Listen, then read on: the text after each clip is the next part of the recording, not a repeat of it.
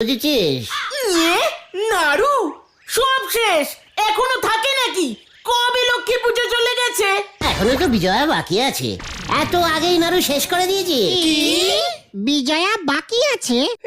মানে বিজয়া বাকি আছে মানে? সেই কবে দশমী চলে গেছে, ভাইফোঁটা পর্যন্ত কমপ্লিট হয়ে গেছে, আর তুমি বলছো বিজয়া দশমী এখনো বাকি আছে?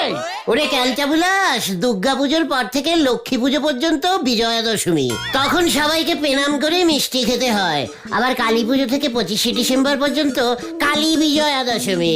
তখন সবাইকে আবার প্রণাম করলে মিষ্টি খাওয়া যায়। জয় গুরু, তার মানে তোমার এখন বিনি পয়সায় মিষ্টি খেতে ইচ্ছা করছে, তাই তো? চল কোথায়? বিজয়া দশমীর প্রণামগুলো সেরে আসি। বড়দের সম্মান করতে শেখ পাজু, এগুলো হচ্ছে একটা নিয়ম। চলে আয়, কিউ কিউ। আমরা কোথায় যাচ্ছি গুলটে মামা?